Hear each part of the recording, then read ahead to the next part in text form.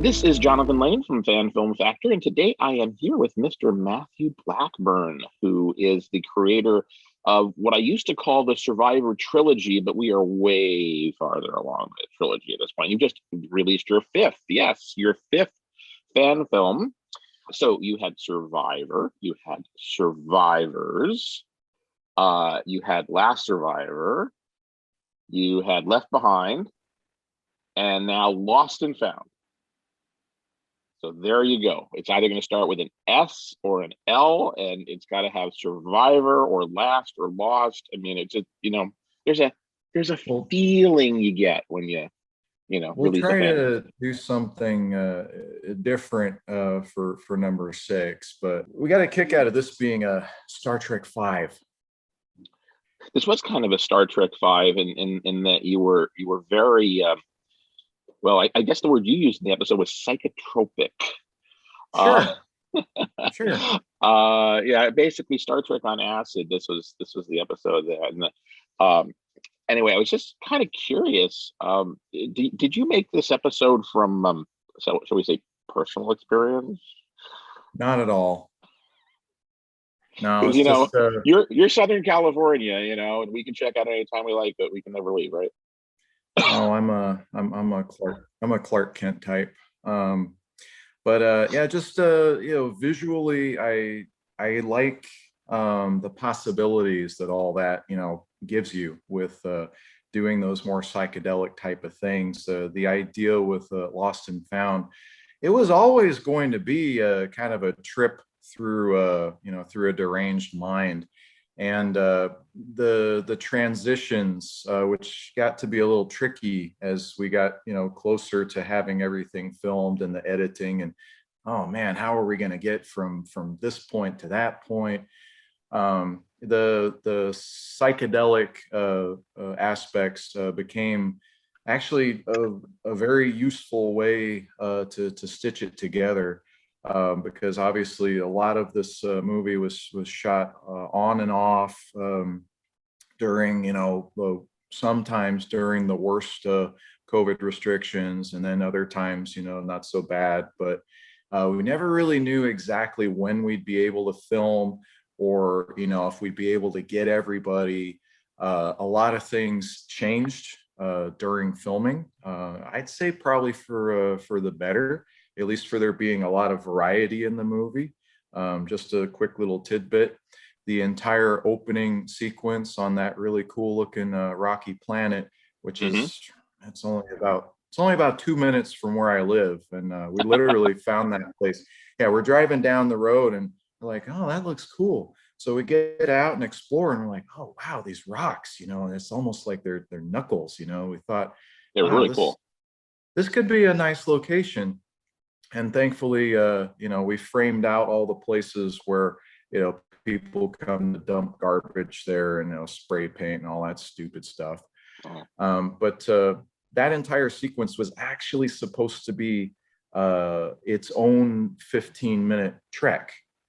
But we ended up kind of collapsing that into the opening 3 or so minutes, because first off, the idea was really cool, and second, like I said before, it was about having just a lot of variety. Didn't want it to be, although I really, really, really, really like Left Behind and was very happy how it came out, especially Travis's performance was so entertaining.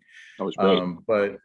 But we wanted it to be a little more than a one location type of thing. And so again, every decision, whether it happened because of unforeseen circumstances, or because we saw something cool or somebody had an idea, it was all just for keeping things interesting, and having a lot of to overuse the term, variety. Now, for folks that don't live where we live in Southern California, now you're in the Mojave Desert area, right? That's where you're based. Thereabouts. Thereabouts, Close. It's It's not at all. It's a large desert, folks. It just goes on Yeah. and on. But it's you're not one. at all hard to drive a couple of minutes and find some cool places. Yeah, and actually, I sort of know a couple of the places that that you went to because I'm gonna show you a picture right now. Oh yeah.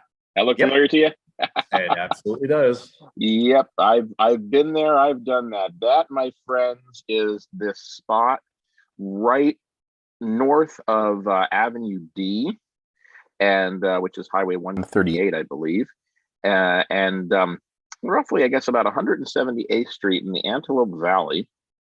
And this is one of the few spots where you can actually be with Joshua trees that have either poppies or coreopsis under them, only for a Is few that what the weeks of the yellow year. flowers were? Yep, coreopsis, that's what Oh, they're called. now I know. I'm a wildflower enthusiast. I've got a whole bunch of photographs. In fact, I got a few of them ready for you. I just want to show you because you'll probably recognize some of this area, right? See that? Probably.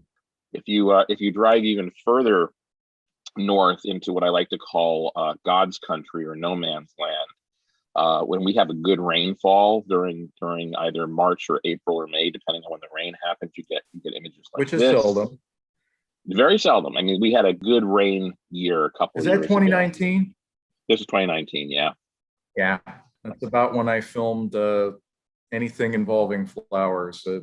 We shot the little part in Lost and Found. We kind of turned it into the inner mental struggle with the alien entity and Sir. Yeah, because I was actually wondering when you had filmed the poppy scenes, because in 2019 it looked like this, Oh, it was gorgeous. and in 2020 it did not. So yeah, you were doing this a while ago. Yeah, the whole business with the poppies and those pretty yellow flowers and all that was done the same time that we were shooting Left Behind and Crystal Peak and a bunch of other things. But we're just driving around and saw, it was just so vibrant, and we thought, you know what? I don't know what we would use it for, but let's just keep it vague enough to where, because I hadn't written the script, but we already knew that whatever we ended up doing, like I'd probably be in it this time, and it would have something to do with the mind, this, like those episodes of some of my favorite episodes of Deep Space Nine, which I fully suspect that Inception kind of stole its story from, where you have like a Section 31 agent and they're trying to like go inside the mind and all that. So I knew I wanted to do something like that. But yeah, we're just driving around. We see these gorgeous flowers, and it's like, quick, grab the uniform. What am I gonna do? Well, I don't know. Whatever we can think of doing. So let's walk and do what we called it the Terrence Malick walk.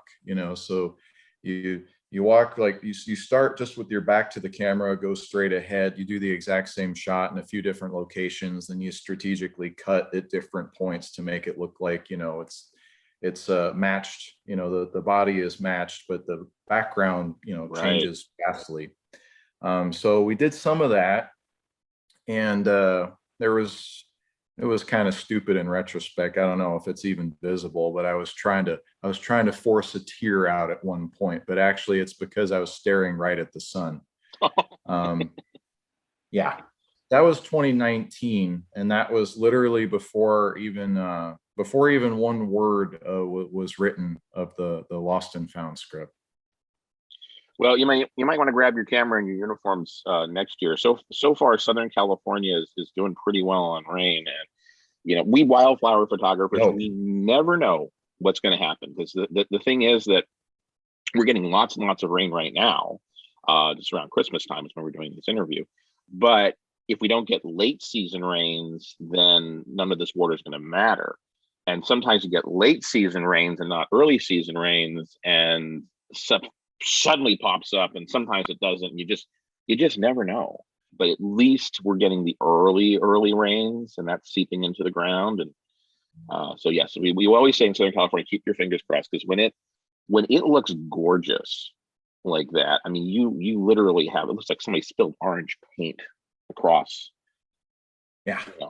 I mean, it's just absolutely. You look in the distance, and the mountains and the hills are turning yellow and sometimes purple, and you get these vistas. And I don't know if you've ever been to Carrizo Plain National Monument. I don't think so. Oh, okay. That's much further north than you are. That is, if you drive to Bakersfield and make a left, and you stop about halfway between there and 4 hours later when you get to the Pacific Ocean, that's Carrizo Plain. It's sort of like the middle of nowhere. Actually, it's a little bit past the middle of nowhere. But when that turns into, I'll just share my screen again. Well, I think we caught some of that. Yeah, all that pretty purple stuff. We tried to not like that. Obviously, that's absolutely gorgeous. But yeah, that is on a road that isn't really a road. Oh. It's sort of dirt and rock, and I was in my wife's car, and I brought it back, and I was in the doghouse for a little bit. How dirty that thing was.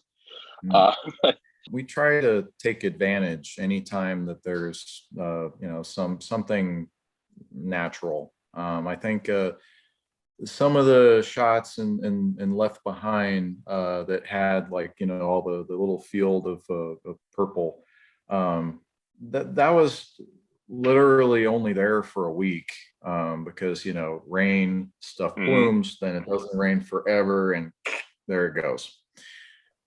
So sometimes we're chasing the good natural locations. Of course, we don't really build sets or anything, so nature is the production designer here. Well, I mean, you're in the perfect location to use nature, because you've got all of these rock mountain things, and they get very dry, and you also have the Angeles National Forest, San Gabriel Mountains, pretty darn close. So some of the stuff that you have is trees and pine, so you have those gorgeous shots as well. And obviously if you get a good rainfall, you got wildflowers. So I'm more than happy to watch your films, just for the nature. Thank you. They do. They look gorgeous. Let me ask you a question. Do you have a filmmaking background? I'm sure in our previous interviews I've asked you this as well, but not everybody has read those. Yeah. Probably, as far as serious endeavors, more so as a writer.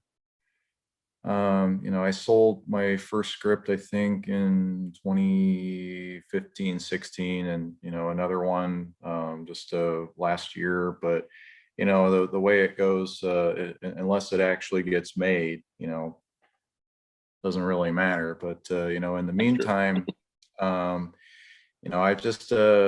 kind of just stepped it up with the YouTube and the short film production, fan films of all kinds. Well, the stuff we're interested in, mostly because just the experience for me of doing Last Survivor was very positive and good. So then just immediately after that, we went into doing the next Star Trek, and then a bunch of other stuff, Terminator, Indiana Jones, and Alien and Predator coming up, and hopefully more Star Trek soon. Yeah, we certainly want to see your. I don't want to wait. I'm actually pretty excited about kind of where things are, and after Left Behind was probably the hardest one to make, just like physically. And I can't say enough good things about Travis and his daredevil. What's the best way to get a shot of falling down the mountain? Let's fall down the mountain.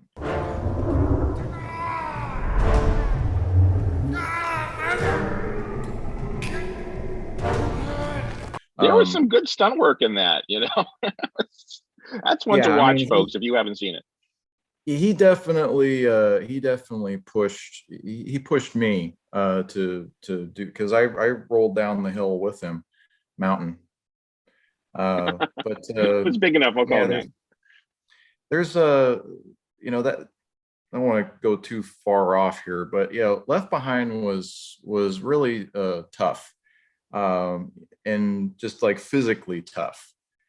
because it was always windy. It was always windy to the point where you could literally feel, your body being pushed over. Some of the shots in that, that Katie got, she would be sitting on like the top of a hill. We'd be on the opposite, really windy. We can't hear her. I was wearing the mask. So really, she gives the signal, and then Travis like smacks me in the shoulder, and then we count to three, and we go and tumble.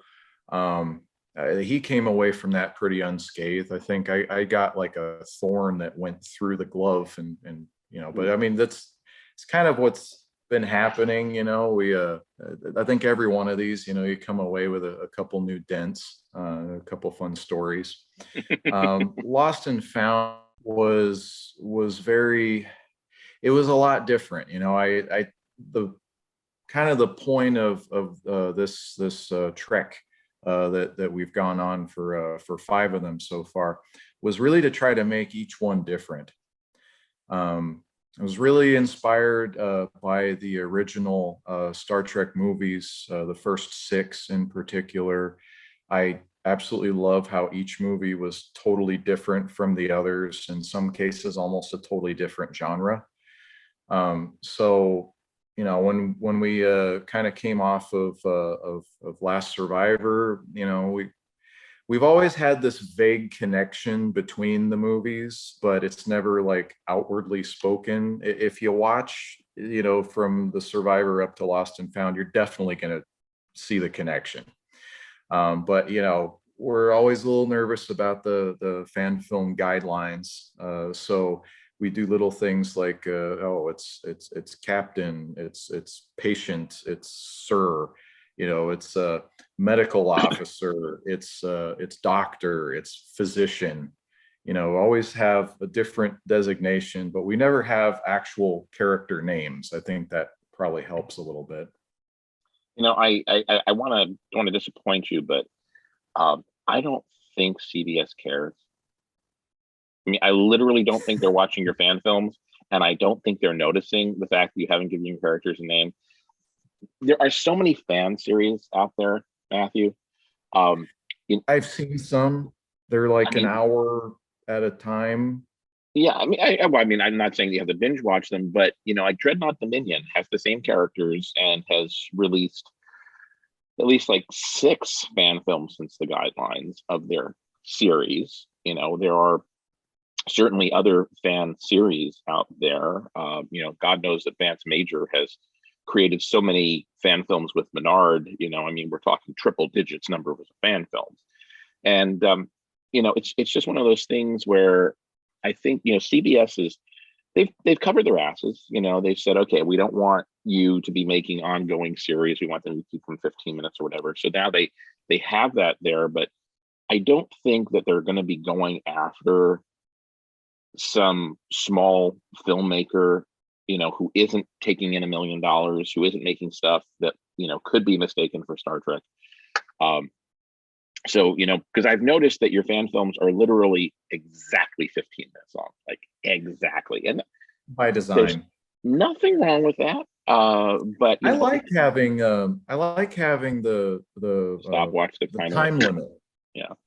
Now the time limit I think is good, because creatively, I think it's like, the line from Survivors, we don't overstay our welcome.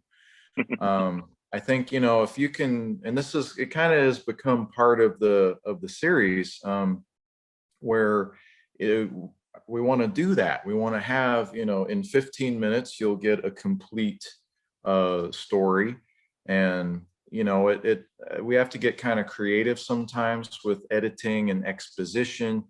I'm not a big fan of exposition or techno babble. I mean, I love the Next Generation like anybody, but I'll admit, probably more than half of the show is good, but a little on the dull side.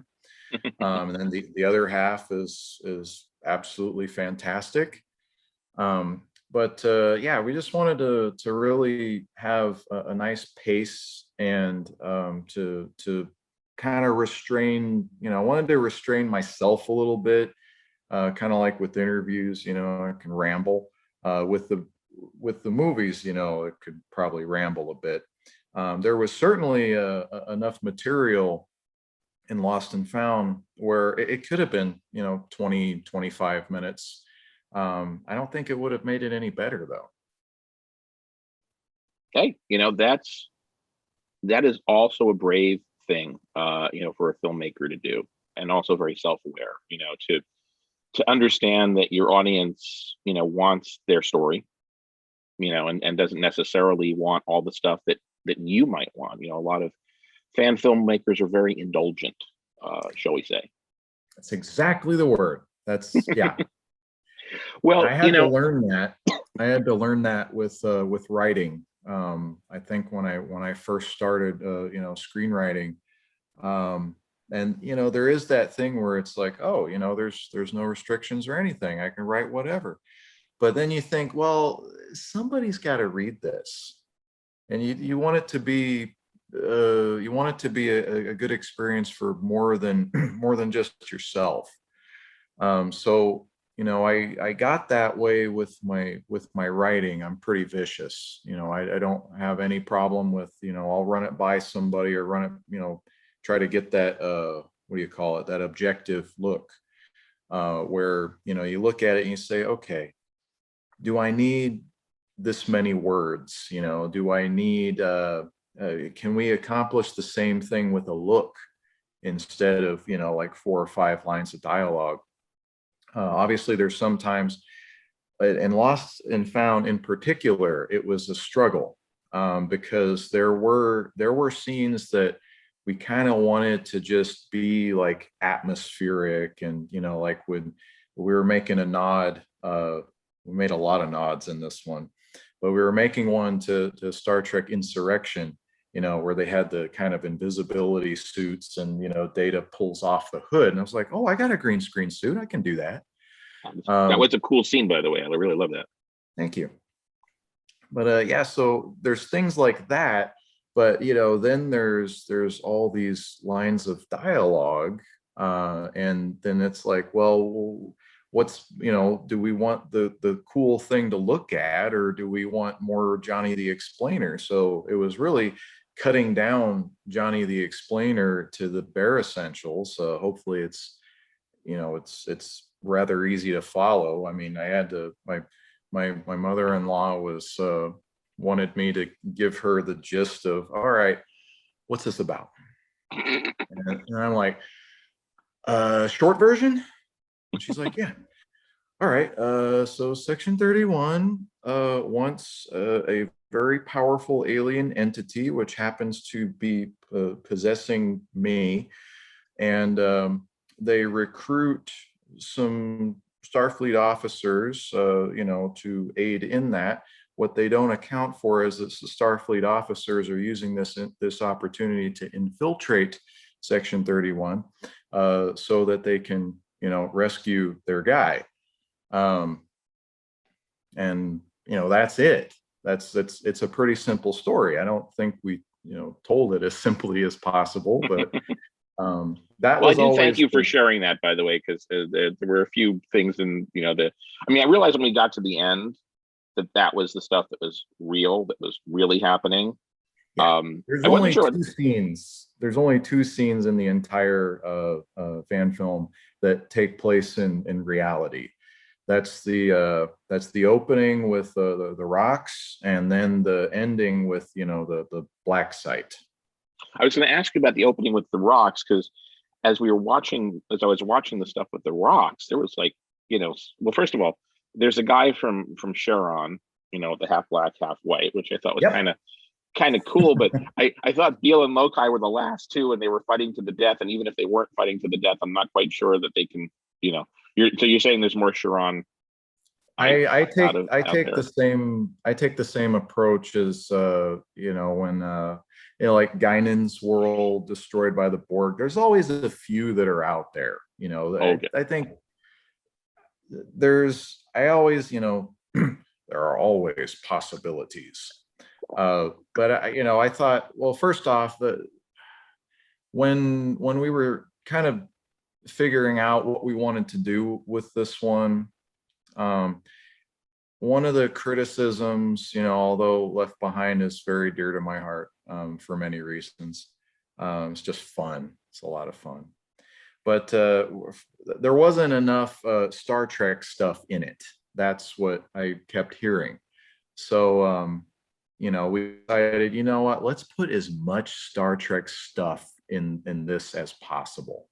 So that even meant that we would be rewriting, because there was no Gorn originally in the original script at all. So we did Gorn, and that was kind of Katie's idea. Was she wanted a Gorn, she wanted a Charon because she always liked the way that looked. And obviously I wanted to have the reveal. And there's just a lot of things. Even the starship chase was not in the script. That was really only added because the CG artist, who I was using some of their models for another fan film, the Alien Predator one, and I saw that, oh, you also have a lot of Star Trek stuff. Ooh. So then I say, hey, can I use this? You got the Danube class runabout, you got the Sovereign. I mean, they have a really cool YouTube, Multimedios 3D. I believe they're based in Argentina. And yeah, just a ton of stuff. So I asked very nicely if I could use some Alien and Predator things. But as I was browsing, I saw the runabout, and I saw the Sovereign class and a lot of other things. And I thought, I could make something out of this. So I looked at all the different angles that, you had the ship, you had the runabout, and I thought, can I make something out of this? And it was all just edited purely out of what already existed. Life gives you pre-rendered CG ship models against a green screen. You make lemonade with them. Okay, so you didn't actually have you weren't actually using a 3D program at all. You were just basically okay. I was kind of curious about that. So you're basically just doing stuff in what, Premiere, I'm guessing, or After Effects, or well, I guess the CG artists, they create these things and they just have them there against a green screen background. And I talked to him, and he says, well, as long as you credit us accordingly, you can use the footage. And so really all I did was I took these the ship models that were against the green screen, and I just composited them. I just had a star field. I had the two ships were separate, so I had to make it look like they were pursuing each other. But the real pain in the butt was the cockpit. I did not like that. I still have problems with it. I don't like green screen with people. I would have much rather preferred to have a cockpit set, but just didn't have time for that because when we do these things, there's always very narrow windows of availability for everybody because we're all working, and this year has been particularly intense for everybody's job requirements. So just we got in front of the green screen. We probably shot maybe 20 minutes of stuff, and then I would again just try to think of how is this going to go together. There were some parts of Lost and Found which were very preordained, but a lot of it was kind of improvisational, not so much as we certainly improvised when we were filming, whenever appropriate, but the editing and the putting it all together was very very free form. It's just whatever worked. And I liked kind of working like with the 15-minute time limit. It's nice to work within restrictions. It prevents you from being indulgent too much. Such a good word. You can just keep using it over and over again. By the way, I came up with the word indulgent a couple of years ago when I saw a fan film, and there was an 8-minute scene in the briefing room. I won't say which fan film it was, but it was Somebody was literally, eating a cake. I don't know. It was just it was all exposition. It was half the episode, and they're just discussing it, and they're just discussing it, and they're just discussing it. And I timed it. It was like 7 minutes and Hmm. probably like 40 Ouch. something seconds of just being in the briefing room. And I understand if you have a briefing room, go and use it. Oh yeah, yeah. Um, Well, but my it was just like very, very indulgent. And I always give this bit of advice when people ask me about writing. Not that I'm the best writer in the world or anything, but uh, if you're writing something dramatic or literary, as opposed to a blog. I mean, blog I just write and write and write because I don't have enough time to write less. But if you're writing a Star Trek fan episode or something, if you have the opportunity, show, don't tell. yep. That's the cardinal rule of all writing for any visual media. Yeah, Show. but Discovery has that problem. I haven't seen the latest season. They kind of lost me with season 2. You should watch. Well, season 3 takes you into season 4. But season 4, they are now, just so you know, they're 1,000 Someday. years in the future. Season 4 is starting to get their act together. But there have been some episodes in season 4 so far where I'm just like, okay, way too much exposition here. And, I appreciate you explaining it all because not everybody in your audience is paying attention. But eventually you just have to start showing and not telling. They're getting a little bit better at that. They're a little bit less exposition as they get more into the season. They're almost halfway done with the season. They've got 5 episodes of what I think is 13 that have aired so far. So now at least we kind of know what's going on. But even then, they still have to kind of explain stuff for anybody who hasn't been watching the last 4 episodes. And why wouldn't you have watched the last 4 episodes before the 5th one? I Yes. don't know. But anyway, yeah, Previously sorry. on Star Trek. Previously, well, yeah, when the previously on Star Trek Discovery, lasts almost like 2 full minutes, Yeah,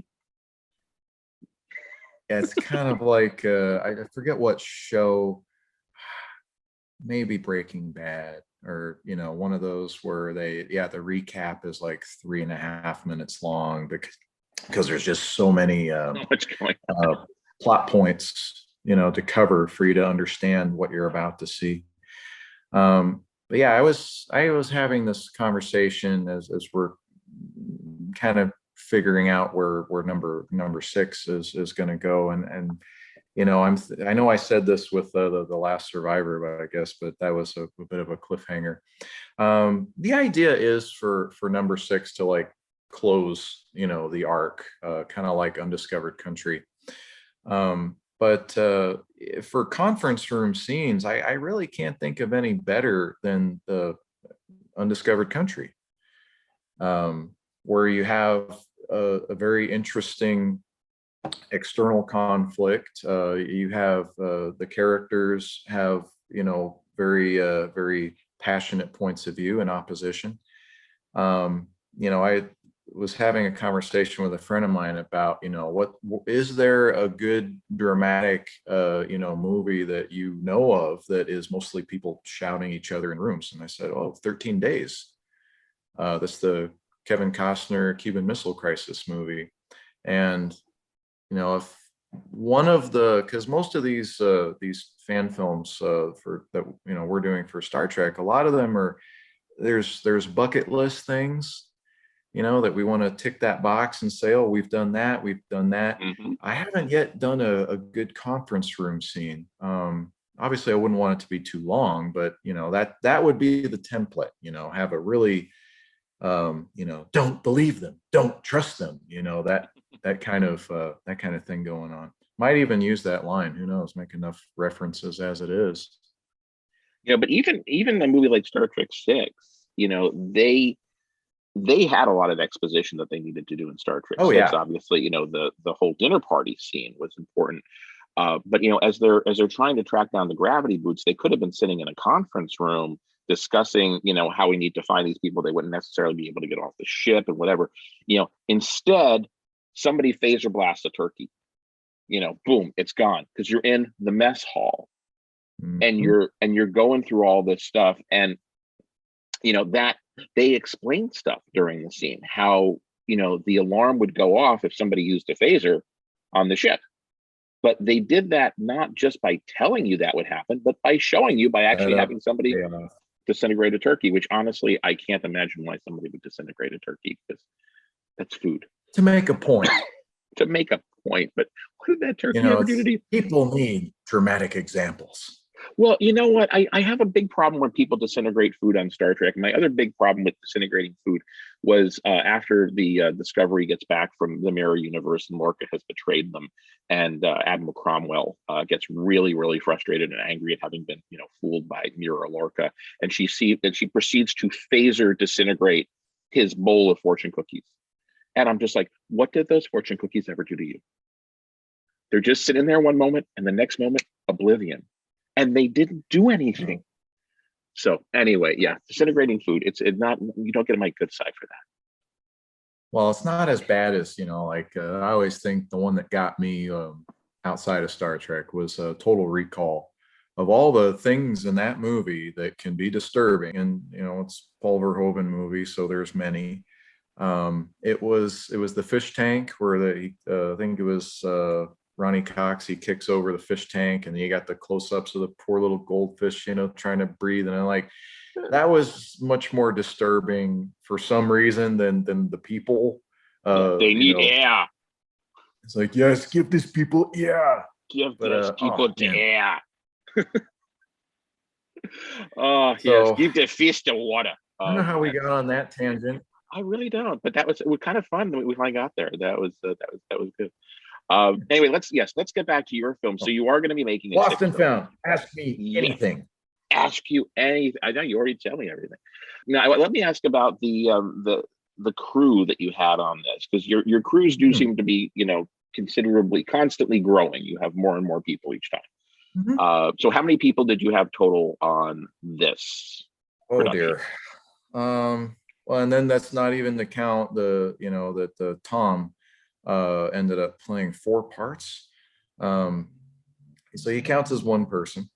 There was me, there was Travis, there was Jacob, there's Katie, there was Cody, and for the most part, I'm gonna feel awful if I forget somebody, but I mean, forget anybody. That was it. But you also had other people behind the scene. Obviously, you had the folks in Argentina. Oh yeah. Well, they graciously graciously said yes to using their prefabricated CG models for the ships. That was very nice. Yeah, so they didn't really work on your film so much as allow you to use their work on your film. A slight subtle difference. And what about music? Who does your music? I was just kind of mashing keys in the original Survivor. Survivors and Last Survivor were excellent compositions by Roland Merritt Gruber.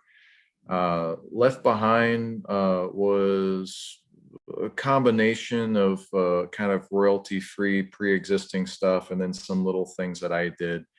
And Lost and Found was completely just like my creation. That was a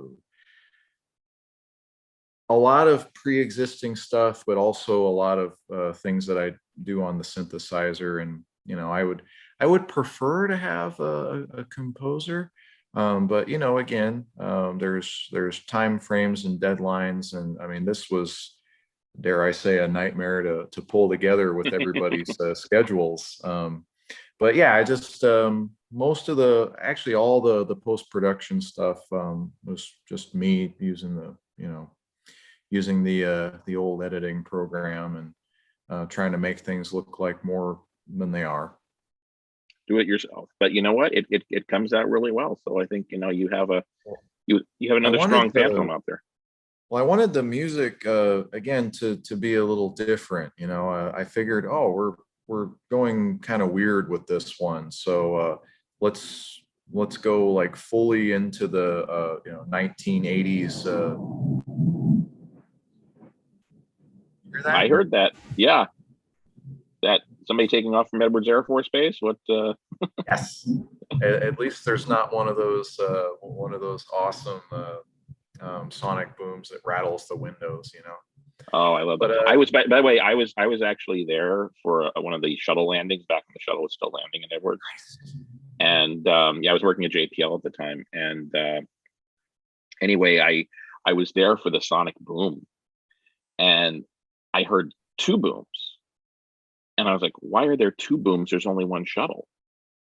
And the reason is that the shuttle is so long and it has the tail back here, that all of the sound waves that build up in front of the nose are just a tiny little bit in front of the sound waves that build up against the wing and the tail. And so you hear the first boom like a split second before the second booms, you hear boom, boom, because those two sonic booms are traveling like this to your ear, and the first hits your ear and then the second hits your ear.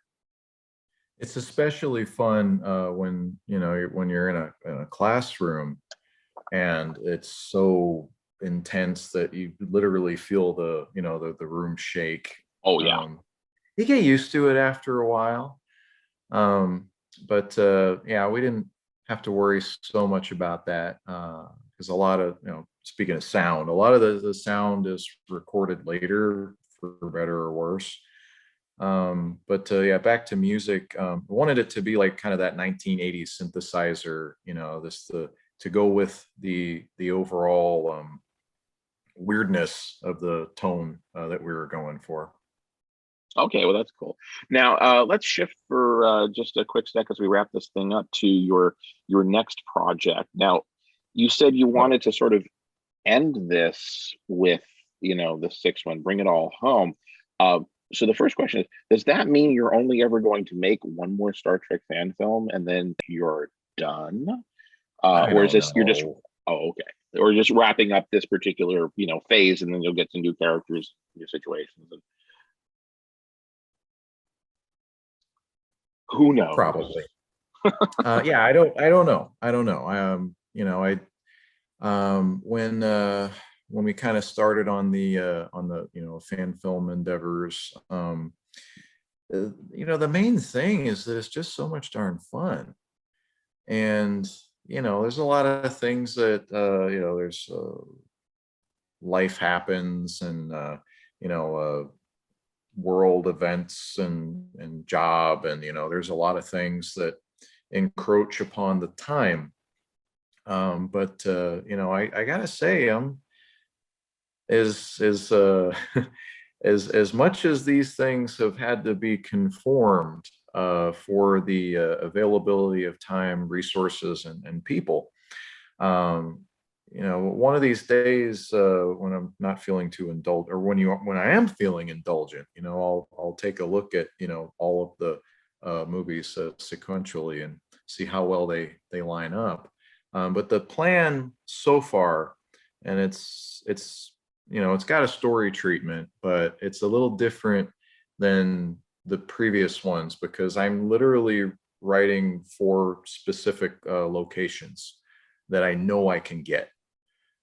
We had some more lofty ambitions of maybe doing these really amazing sets that you can rent. I think Laurel Canyon stages where they have Hmm. like this spaceship set. Looks like something out of Alien Resurrection, but it would have worked great for the bad guy's ship.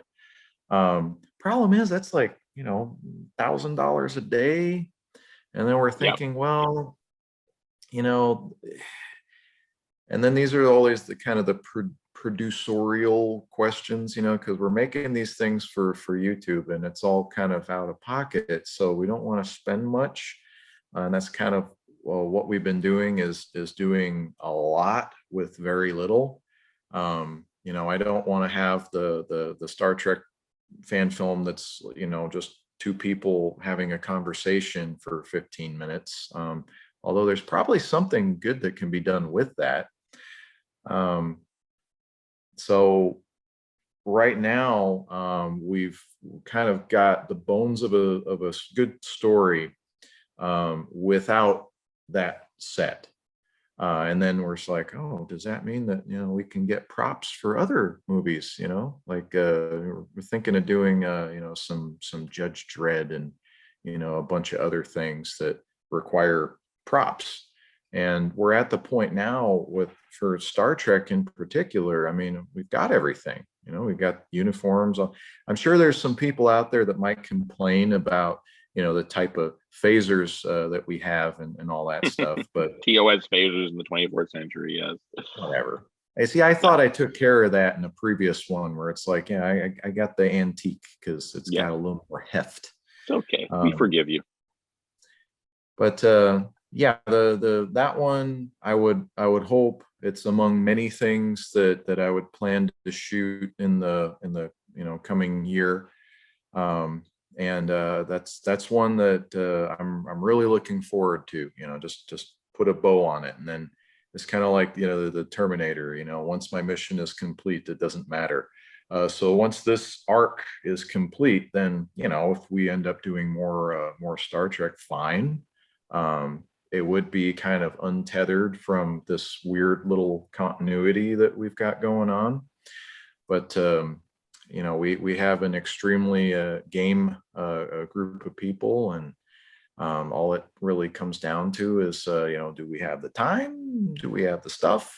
And what's the most we can do with these little resources? Well, fair enough. Now, you could, so many fan filmmakers do this, you could crowdfund, you know, try to make a couple thousand, few $1,000s in donations to put towards. It wouldn't, if I did, it wouldn't take much. I mean, we can stretch nothing. You know, I almost feel like we're kind of doing like Ed Wood or Roger Corman. You know, it's where literally we didn't even get in. I know there's limited time, but Okay, for example, there was a problem, and it's a fun problem. We always give him heck for it. But yeah, Jacob, you know, he's wonderful. And he kind of came about when we were doing Crystal Peak, our Terminator fan film, and then he's kind of been in everything since. Same thing with, you know, Tom was in Left Behind in a quick little cameo, but then he's been our go-to bad guy for everything. So we have this thing that's been going on with props, and you know, Jacob, bless him, he has damaged so many props, and it was absolutely hilarious because we got the mask for that alien that we created for survivors, and the original masks, they weren't built to last. They were all rotted and terrible, which is why there's that random scene in Left Behind where it's almost like it peels off a different skin and there's another mask underneath. I think we had Travis react to that and say, "Oh, that was random." But we took that line out because, you know, it's like we don't want to draw too much attention to it. But the point is, that same mask, we got a new one for Left Behind, and not even 6 months later, it's already got problems. You know, it's getting all yucky and dry. And so we were having to be very careful. I think I wore it in the first scene where you see the four guys beam down and Lost and Found. So I'm wearing it, and I had to be very, very careful, get it over the head. It probably took me a good minute and a half, you know, just trying not to tear it. And then Jacob wore it for a few seconds because, you know, I can't be the Gorn and that at the same time. And I really wanted to be the Gorn. We all want to be the Gorn, you know. We all want to be the Gorn. If you can be the Gorn, unless you can be Batman, then be Batman. I don't know about Batman. The Gorn I'll take. Gorn I'll take. No, there's an old saying, you know, always be yourself. Unless you can be Batman, then always be Batman. Exactly. So anyway, you want to be the Gorn. Well, we had you know, this little bit where the other alien needed to be taken because the Gorn was going to take everybody out in the beginning, and so I get my Gorn thing on, and then we're like, all right, be careful with the mask. As soon as he even touches it, it ripped it in half. Oh, we're like, no, we only had one. The Gorn. Oh God. So, and I think he ripped it when he took it off. So that was okay. But the problem is we hadn't shot any of the stuff for the ending. in the black site. So if the mask looks like it's got a dent in it, that's fine, because in reality it was split right up, it was literally torn in half. It's being held by reversible tape on the inside. And Tom was one of the four parts he plays. Tom was playing the alien at that time. And I had no idea any of that stuff was going to work. This was literally, all right, we don't do a set. We had a line that we took out for time, which is, where he says, go to the black site. And I'm like, black site? What's that? He's like, it's a site that's black. You'll know it when you see it. And then it ends up being a completely black environment, which I got to give a little credit. What was that fan film that was all Spock centered? That was Yes, I Am Spock. Jens John Yes, Dombeck. very good. Spock, the German Spock. Yes. Oh, it's wonderful. In fact, I'll tell you something very quick. There was a fan film I wanted to do at some point in the future that is basically just a conversation between Spock and McCoy in a bar. And I was like, always thinking, like, where was I going to get a bar set? If I ever wanted to do this, like, where would I ever be able to get a bar set? And then I just thought to myself, an old Western bar or 10 forward? Sort of like San Francisco bar, Okay. And then I thought to myself, you know what? It doesn't have to be a bar. It could just be two actors on stools in the middle of a black stage, because it's basically a stage play. And I thought that would be a very interesting fan film to do. So anyway, that's one of my fan films in the back of my mind, is that of just, McCoy getting drunk at the bar and then Spock, walking in. Of course, he's completely sober, and the two of them, just talking like that on a black stage. And if it hadn't been for Jens, I would never even have thought of that. So yeah, let's hear it for, empty blackness. Yes. Thank you for inspiring us, Jens. Well, there was something in one of the Indiana Jones fan films we did, the Hellraiser Evil Dead one. It's always like, what if you found stuff from other movies? That was fun to do. But we realized that if you're in a black environment, and if you adjust your contrast to where just all the black kind of just is really like pitch dark, you can hide things. And so I think there was a scene where, it was in the Indiana Jones where there was the Hellraiser boxes are like all floating behind them. And that was all just, holding with like a black glove and like turning it. But then because the glove is black and you got the black curtain, then you drop your contrast. So all the blacks just kind of blend together, and it looks like it all belongs. And you don't see like those little squares of the thing that you put here and the thing you put there.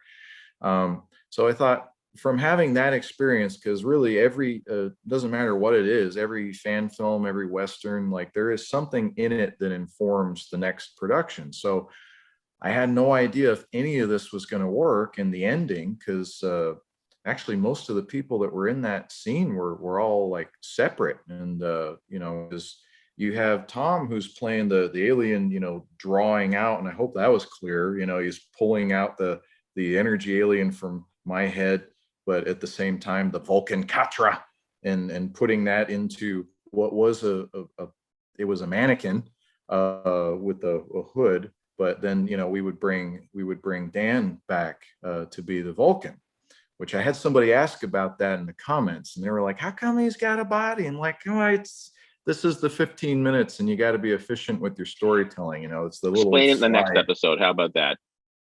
Sure. But Captain's log, you can do that. That Captain's log is your built-in exposition.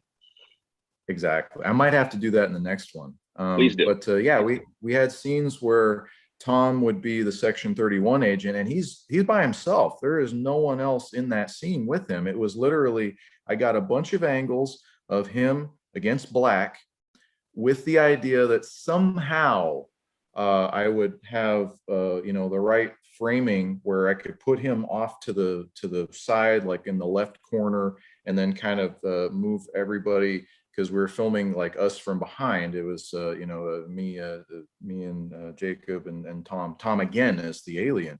And so just trying to get all of this together. And then of course, Dan with his little which I hope he enjoyed that. try to give them a little fanfare. Um, but yeah, that, that was literally just to show you how haphazard some of this stuff is. That was him sitting down, um, just with a little black curtain behind him. And like, if you were to look at it, it would be like me right here, and if I had some black background, but then if you just move the camera like a couple inches either way, you'd see that, there's nothing.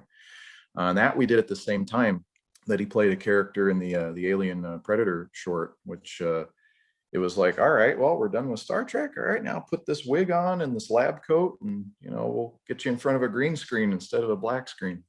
But yeah, it's just a lot of the rough and tumble nature of these things is kind of where the fun comes in. Because I mean, yeah, I could crowdfund and we could build sets and all that, but it really, what it comes down to is doing the best you can with what you have. Maybe someday, I'll draw from the monies of the fan base, but I think I got this for now. And it certainly would be interesting to do that, but if we had like $2,000, we could probably stretch it, to be like 20,000. Well, having had 20,000, I'll tell you, it goes like that. At least that's the plan. Yeah. Well, there you go. Anyway, well, Matthew, I want to thank you for your time today, and I certainly, I mean, I love your stuff. When I saw that very familiar looking lettering, in the post on Facebook, I was like, oh, did Matt make another one without telling me? You got to tell me next time so I can prepare these things as opposed to like chasing you afterwards. Hey, let's get through it on an interview. Gosh, I thought about doing like the YouTube thing where you schedule, a premiere, so then everybody kind of knows it's coming. Yeah, I didn't do that. But it's actually because the window of which to even upload it, and we did not have it fully done until the day before we put it out, and I was very adamant that in some cases successful, in some cases not, that I wanted to, for the YouTube anyway, wanted to have something out every month. This Lost and Found was actually supposed to be done in November, and it very well could have been. It just would not have been, as good as we would like.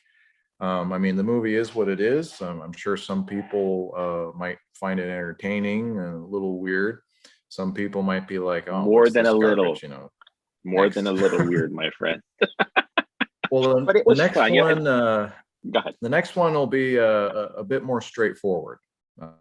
Definitely heavy on the action. And the interpersonal conflict. At least I want to see more people falling down mountains. If you can, take requests there. How about dinosaurs? Dinosaurs. Oh, okay. Dinosaurs are fine. I'll take a dinosaur. Jurassic Park is a good movie. Time travel. Time travel. Well, okay. Yeah, we get time travel, villainous plot. Just, the next one is essentially just trying to stop the bad guy. Can't get more simple than that. And is Dan going to be back now that he's back? Dan McIntyre. That's the plan. I Dan. really. That's the plan, Dan. That's the plan, Dan. I really got some good stuff in mind. He's got some good stuff in mind, and we really want to have, because everybody's been separate the last couple of movies. We want to have like that kind of back and forth, like Kirk and Spock crew, to have like the banter, to have the working as a team. It's almost like when you see the X-Men, and it's like, oh, well, Cyclops is always with Professor X, and then other people. No, you want to see them together. You want to work as a team. But for us, one of my favorite ones of yours was actually your second movie, when it was like pretty much just you and Dan interacting. That was Survivors. but I really liked that. It had that kind of Kirk Spock, Well, and a interaction. little bit of a lighter tone. Yes. So I'll take that, but get your whole cast back. It's like The Walking Dead too. You get those one-off episodes where this character's there or those two characters are there or whatever. It's like, but come on, bring them all back together. That's why we like it. Well, it always depends on different situations, whatever life throws at you, work, whatever. But if we could have like a crew story, I think that would be very fun, very, very interesting. But as far as indulgences goes, I think my indulgence is usually to have like a fight sequence. That's what's fun. I look at these types of things as like it's the big kid version of playing with action figures. Exactly. Yeah. And you want to have all of your pieces interact at some point. Well, I look forward to your next action figure action movie whenever it comes out. And if you do decide to crowdfund, I'll be more than happy to throw you a little bit of cash. Gilligan, cash, my boy. I might hit you on that. But anyway, I want to thank you again for your time today. Wish you all the best. Do stay safe. Don't let any of those low-flying planes hit your house. No, certainly possible. Also, because we're doing this before Christmas, I'll just say a very Merry Christmas and Happy New Year to you, my friend. And you as well. And even though I bugged you about it before, Interlude was fantastic. If you have any designs to do something else, even if it is like a smaller scale, because I think there's something there for that conversation. And I'd definitely be interested in checking it out. And who knows, maybe after number 6, I'll try collaborating with other fan filmmakers. Yes, other fan filmmakers. There are a few of us out there. Actually, you're fairly close to a fellow named Paul Jacques, who is in, I think, the Redlands area. Which, by the way, if you're in Mojave and you want to get to Redlands, you just take the Cahuenga Pass down through into the San Bernardino Valley and head a little bit out to Palm Springs. Nobody knows what I'm talking about if you don't live in Southern California. But anyway, not too far away from you. California. We got geography. But Paul and his group are doing the USS Raincross, and they're doing a Picard era fan film, fan series. So it's a lot. They got good uniforms. So I know mine anyway, are kind of nebulous. I love the First Contact uniform, so I just stick with that. Yeah, well, the First Contact and Picard, they kind of work your way in. Maybe it's a transition, but who knows? But anyway, I need to wrap this up because it's past my bedtime. And anyway, I wish you and your wife all the best in the new year. Thank you. Have a happy new year and no airplanes crashing into the roof. Good times all around. And as the Vulcans say, live long and prosper.